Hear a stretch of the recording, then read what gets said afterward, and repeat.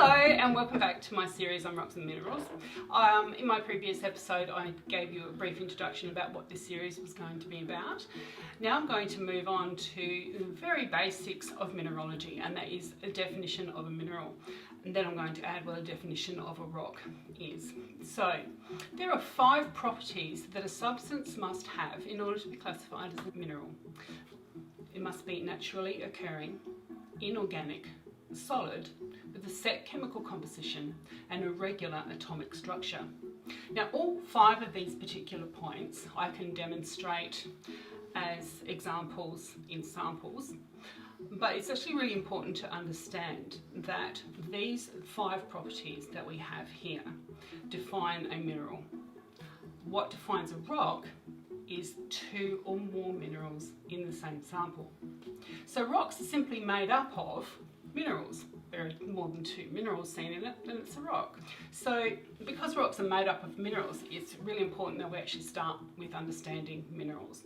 So let's talk about what is a mineral and what isn't. Okay, so we're back again. Excellent. The first thing that I mentioned in our list of criteria for minerals is that it needs to be naturally occurring. And this is particularly important because rocks are all naturally occurring. We don't tend to make rocks, although there are some forms of silicate rocks they use for bench tops and whatnot. But in particular, one of these is not a naturally occurring mineral. One of these things is not like the other. Which one is different? Do you know? Am I pausing it? No. Okay. So let's go through all the criteria that I said before. First of all, it needs to be a naturally occurring, inorganic, solid. So, first of all, naturally occurring. Of all of these that are there, it's probably the prettiest one which is not naturally occurring, and it's this one, and it's a copper sulfate. It's quite a pretty mineral, and if you ever see one of these really big bright blue clusters of minerals with very sharp angles, they've been artificially made. It takes probably several weeks or a few months to make one this size, but they are actually artificial. The copper sulfate is not something you actually want to have around the home, particularly if you've got small children. It is actually quite toxic. It is actually used for a range of agricultural purposes, and it is in some other chemicals that is used in industry, but it is not something that you really want to handle far too much. The edges are exceptionally sharp. It's pretty, I will grant you that. It's very pretty and quite attractive, but it is not naturally occurring. Second criteria. Crew, what was the second criteria? Second criteria. Don't ask me, I'm just filming this. So, naturally occurring, inorganic. Here we go. So all of these minerals, they're inorganic, but we have a fossil here. So let's see if we can bring this up closer to the camera. You can see how, you like my pointy thing? This is for when the crew don't do the right job. So this is actually a sponge. This is actually a sea sponge, a fossil of a sea sponge. So this is not a mineral. That's why fossils are categorised separately to minerals, and so that basically eliminates that one from the group of minerals. And the third criteria, solid. Well, I think we can agree these are solid. They're not particularly liquids, so that meets that criteria. So with the regular atomic structure and the set chemical composition, that is something you're just going to have to take our word for it at this point in time. That is something for mass spectrometers and chemists to work out way beyond anything that we want to go to in this one. But anyway, I want to show you through here the most common rock-forming minerals. And the 3 most common rock-forming minerals are quartz, feldspars and micas. And I've got a number of samples here to show you. This is one of my prettiest samples. My crew have asked me to tell you that this is not Superman's Fortress of Solitude. Fortress of Solitude. It's quite beautiful looking, it really truly is. This is dark quartz here, Just trying to line it up with the camera. Here, in here.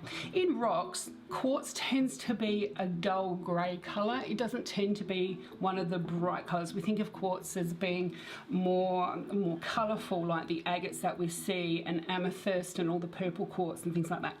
But really, within rocks, it'll tend to be the one without colour. So pretty much this one here is actually all quartz. So let's see if we can actually get some kind of focus. Have we got focus there? Focus. So you can see that it's shiny, it's quite reflective, it's quite pretty sometimes.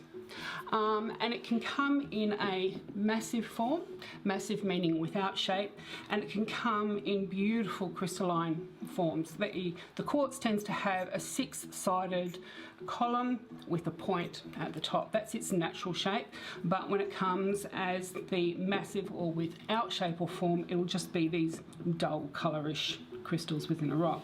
So then we move on to the micas. Micas come in a variety of colours. I've got some black ones here, and I've got some opaque coloured ones here. Back here, I've got a green one, which is one called Fuchsite, which is a different mica altogether. And it too is really, these are quite small crystals that you can see shining all through here. And these are a very, very prominent member of a rock-forming mineral. You'll almost see micas in just about every single igneous and metamorphic rock that you will come across, with the exception of one or two, and we can talk about that later. This is biotite. Biotite's found in granite. And you can see that micas, you can see what I'm doing here with this little pokey thing that my crew don't want me to poke them with. That's because mica has what's called perfect cleavage on one plane. And let's see if we can peel this off here in very, very fine sheets. I don't mind particularly taking this piece off, but you can slowly prise them away from each other. And this is to do with its set chemical, not only chemical composition, but its regular atomic structure. Its atomic structure means that it forms in layers. The atomic structure is forming, has very strong bonds in one direction, but in one direction only. It has them sideways and lengthways, but it doesn't have them on the top and the bottom of the crystal, which means that it doesn't adhere very well at all to its layers that have grown beneath it or above it. And as a result, we're able to do this. How beautiful is that? Eh? Now, muscovite is actually a Russian word, because the Russians used to use it to put it on their windows, little round windows in their submarines. Just a little piece of trivia there, but there you go. And the other mineral that comes in the rock-forming minerals are feldspars. So this is an example of a feldspar. So this one is an orthoclase. It has, you can see that it has its regular atomic structure, again, means that it forms in these blocky shapes and will always form these blocky shapes. Similarly, with this type of feldspar here, which are these really large crystals with very strong flat faces, I'll show you that in a different aspect. You can see that its faces are actually very strong, and that is a reflection of its regular atomic structure. Its regular atomic structure is causing it to form that way. Now, not only that, when you break the crystal apart, when you fracture it, it's actually going to fracture along these same planes. In the same way that mica broke away in one plane, feldspars will break away in two planes, in the top and the sides. And the different feldspars will have different angles, and that will determine what type of feldspar it is, will tell you what type of feldspar it is, but in this case, they're pretty much 90-degree angles between there and there. So if we go then to having a look at a rock, so we've just talked about the three main rock-forming minerals of quartz, feldspars and micas. Great. So when we have a look at this rock here, we're looking at this. Can we get a close-up, crew? Can we get a close-up here, please? we're going to be having a look at this here. I'm going to trust him. Okay, so what we've got, I'm going to point to some little pieces here. These little pink reflective, there's a lot of pink in this one, as you can tell, with little bits of flecks of black and little bit of flecks of basically dull rubbish, which is quartz. So these little pink faces through here, you can tell that they are actually feldspars. The camera is not showing it as in much detail as you would be able to see if you actually had a little micro lens with you. But if you had a little micro lens with you, you would be able to see the same cleavage directions and the same crystal form shapes in tiny little spots as we did on this rather big one here. So this is just a really large crystal of this that's in here. But the reason why it didn't form that size is because it was growing under enormous amounts of pressure whilst it was cooling. This comes from a magma melt, and as it was cooling, it didn't actually have enough of an opportunity to grow into really large crystals. Now these little black spots that you can see through here, these are micas, but they're too small for you to really flake off as individual pieces unless you had something really, really quite sharp. However, in this sample here, again, this actually has some much larger feldspar pieces in it. You can see by those fracture planes right through here. Quite lovely. This one actually does have quite significant size pieces of mica, and it's a muscovite mica because it's not the black one. And that's what all these greyish bits are along here and around here and here. But the quartz, there's actually not a great deal of quartz in this as a percentage of a rock, but that's pretty well much what this grey, dull grey, amorphous stuff is, for want of a better word. And there's a really nice piece of mica right there. Right there, that's a really good piece of little black mica in there. Really sorry that you're not be able to see this the way that I'm able to see it, but it's the best that I can do for the moment, and I think it gives you, a pretty good idea of what I'm talking about. So that's 3 basic groups of rock forming minerals. So we've got quartz, we have feldspars, and we have micas. So together, these 3 minerals, quartz, feldspars, and micas, actually make up one of the largest percentages of all the rocks.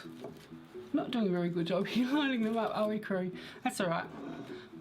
That's all right. I'm getting them in focus here. All right. So this piece here is quartz, and our feldspars and our micas. So in the mica range, muscovite and biotite are the 2 different main types. That green one that I showed you is quite a rare one. You don't normally find that as a rock forming mineral. But the black one's biotite. The whiter one is called muscovite, and that's found in larger grained igneous rocks like pegmatites and such. But this is what we'll be working with mostly when we talk about igneous and metamorphic rocks, and I hope to be able to get you really excited and interested. Oh, here's another really good piece. Another really good piece with some muscovite and biotite in it. So they're not really clear. Oh, that's a good one there. All these little pieces in through here. And this is actually a schist. Just FYI, this is the schist. And we've got a piece of tourmaline in here. Have a look at that. It's beautiful, isn't it? It's quite much larger grained than all the other crystals around it in terms of its size. So we generally would call that a tourmaline schist. And that's what actually has been in here. So this is a little bit in here. Someone's pulled out a large tourmaline crystal. So usually when we're talking about things like garnets and tourmalines, they've grown in schists just like this.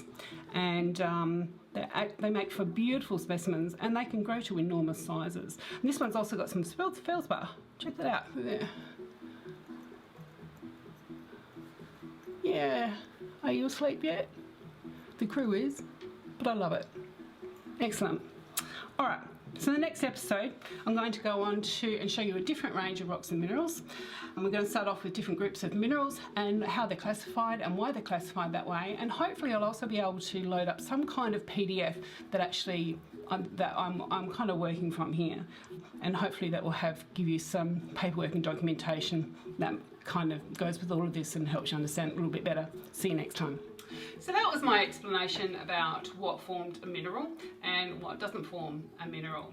It seems really quite obvious once it's actually been pointed out to you, but it is actually quite fundamental in the understanding of geology.